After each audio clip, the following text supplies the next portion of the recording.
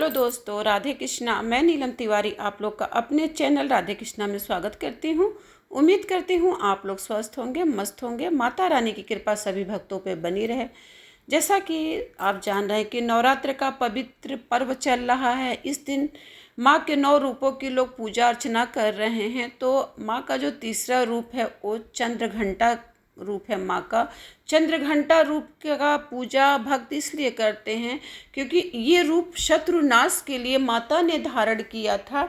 जब महिषासुर के वध के लिए देवता लोग परेशान हो गए कि महिषासुर का वध कैसे किया जाए, तब ब्रह्मा विष्णु महेश के तेज से जिसका प्रादुर्भाव हुआ वो चंद्रघंटा माता थी। तो इसीलिए अगर आपके शत्रु ज़्यादा बढ़ गए हैं, जो गुप्त शत्रु हैं और जो शत्रु हैं उनकी बुद्धि के विनाश के लिए इस दिन चंद्रघंटा माँ की पूजा माँ के नवरात्रि के तीसरे दिन की जाती है। ऐसा नहीं कि शत्रु नाश लिखा है तो शत्रु का नाश यानी कि मृत्यु होती, मृत्यु नहीं, उसकी बुद्धि जो होती है वो आपके प्रति बुरे व्यवहार से हट जाती है और आपके प्रति वो अच्छा सोचने लगता है। तो शत्रु नाश के लिए चंद्रघंटा माता की पूजा अर्चना भक्त करते हैं। तो इसमें आपको कुछ नहीं करना है, जैसे आप रोज पूजा पाठ अर्चना करते हैं वैसे ही करना है। जहाँ माँ की आपने चौकी दिया है, जहाँ माँ को आपने स्थान दिया है, वहीं बैठ के माँ का पूजा अर्चना करना है। चंद्रघंटा इसलिए है क्योंकि माँ के माथे पे आधा चंद्र बना हुआ है, इसीलिए इनको चंद्रघंटा कहा जाता है। माँ के तीसरे स्वरूप को चंद्रघंटा कहा जाता है। तो उस दिन क्या करना है आपको कि गुड़हल का अगर फूल मिल जाए तो बहुत अच्छा है। और गुड़हल का जो फूल है अध खिला होना चाहिए। वो माँ को जब आप समर्पित करें तभी खिले, तो ये समझिए बहुत ही अच्छा माना जाता है। अगर इस तरह का पुष्प अगर आपको गुड़हल का मिल जाए, अगर ज़्यादा गुड़हल का फूल मिल जाए तो अध खिले हुए फूल का माला बना के इस दिन चंद्रघंटा माँ को जरूर पहनाइए, बहुत लाभ होता है। इससे आपके घर में सुख शांति आती है, समृद्धि आती है, माँ प्रसन्न होती हैं। तो ये आप महा उपाय कर सकते हैं। और शत्रु की बुद्धि के नाश के लिए आपको क्या करना है कि प्रातःकाल और सायंकाल में आपको क्या करना है, जब आप इस दिन आपको घी का दीपक प्रज्वलित करना है। अखंड ज्योत की बात हम नहीं कर रहे हैं, जो आरती के लिए अलग से दीपक हम लोग लगाते हैं। तो घी का दीपक प्रज्वलित करना है। इसमें 2 लौंग डालेंगे। लौंग फूल वाली होनी चाहिए, खंडित लौंग मत लीजिएगा माँ को चढ़ाने के लिए, क्योंकि माँ लौंग से ही आकर्षित होती है।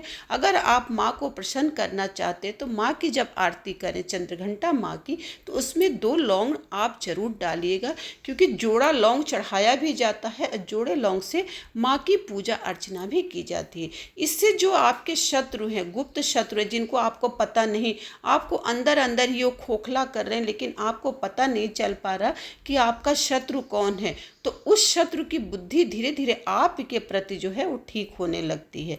तो सुबह आपको आरती करनी है, शाम को भी आपको घी की आरती करनी है। फिर चंद्रघंटा माँ के मंत्रों का उच्चारण करना है, ठीक है। उसके बाद अगर आपने कोई गुरु ने आपको कोई मंत्र दिया है उसका आप उच्चारण कर सकते हैं। अगर आप इस दिन चंद्रघंटा माँ के मंत्रों का उच्चारण करते तो बहुत ही लाभ होता है। तो इस तरह आपको पूजा करना है माँ के।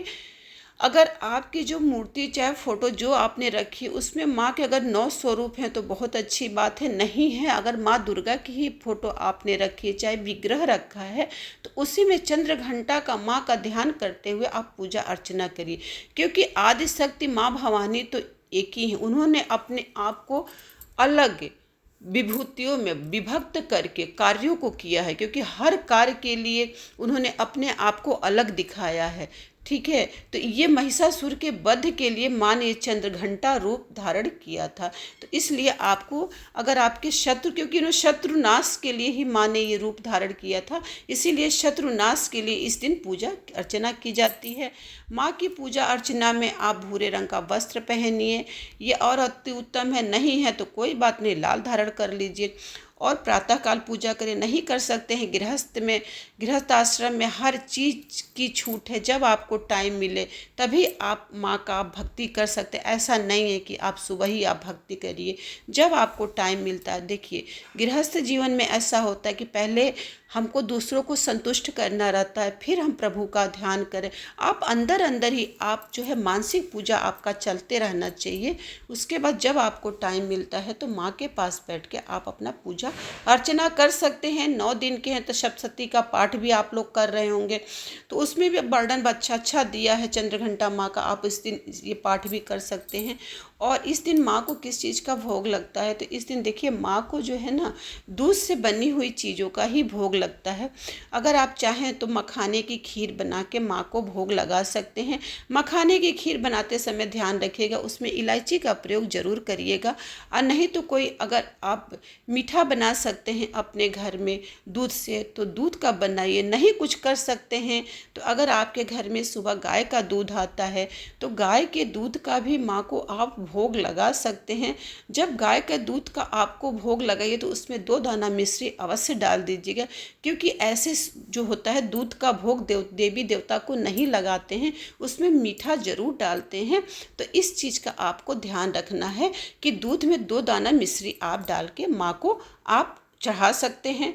अगर आपके घर में कलह कुफुत ज़्यादा होती है, ज़्यादा मतलब बात विवाद होते हैं, तो दूध में इलायची का प्रयोग भी आप कर सकते हैं। ये महा उपाय हम आपको बता रहे हैं, ये बहुत ही कारगर उपाय है, आप इसको कर सकते हैं। नहीं तो दूध से बनी हुई कोई मिठाई का आप भोग लगा दीजिए। लेकिन ये जो भोग है अगर आप मान लीजिए चावल का तो बिल्कुल खीर मत बनाइएगा, क्योंकि ये नवरात्रे चल रहे हैं, व्रत का आप व्रत का अनुष्ठान लिए हैं, व्रत का संकल्प लिए हैं, तो माँ को चावल की खीर मत चढ़ाइएगा, मखाने की खीर बना लीजिएगा। इस तरह माँ को आपको भोग लगाना है। माँ को श्रृंगार नहीं करना है, क्योंकि पहले ही दिन आपने श्रृंगार कर दिया। माँ की मूर्ति को नहीं छूना है, दूर से ही उनको पूजा करना है, धूप दीप दिखाना है। और लास्ट में क्षमा याचना, बार बार हम आपको कहते हैं कि कोई भी पूजा अर्चना करिए, लेकिन लास्ट में जो है पूजा के अंत में आरती के बाद आपको क्षमा याचना माँ से ज़रूर कर लेना है। क्योंकि देखिए हम सांसारिक प्राणी हैं और हमसे जो त्रुटियां हैं पूजा पाठ में बहुत सारी होती हैं। ऐसा नहीं है कि हम लोग बहुत ही हर चीज़ में वो हैं, हमसे त्रुटियां नहीं होती। इसीलिए क्षमा प्रार्थना जो होता है उसको अवश्य कर लीजिएगा। इस तरह आपको चंद्रघंटा माता की पूजा करना है, जो कि 24 तारीख दिन शुक्रवार पड़ रहा है। इस दिन क्योंकि देखिए आपकी जो नवरात्रे हैं उसमें कोई भी तिथि का क्षय नहीं है, हर दिन आपको हर माँ के स्वरूप की पूजा करने का बहुत अच्छा मौका मिला है। तो अच्छे से आप अपनी पूजा अर्चना करिए। और जो आपका दीपक जो घी का आप जलाते हैं और जो उसकी राख बच जाती है उसको फेंका मत करिए, उसको रख लीजिए, क्योंकि वो सिद्ध हो जाती है। उसको कभी भी आपको कोई चीज़ हो तो माथे पे आप तिलक लगाते हैं तो इसका लाभ आपको बहुत मिलता है। तो इस सब छोटी छोटी बातें इन सब का आपको ध्यान रखना। इस तरह चंद्रघंटा माता की पूजा अर्चना करना है। इस दिन अगर आप मंदिर में दूध का दान करते हैं या तो दूध से बनी हुई मिठाई का दान करते हैं तो यकीन मानिए आपके बच्चे जो हैं पढ़ने में बहुत ही तेज होते हैं, उनकी बुद्धि प्रखर होती है।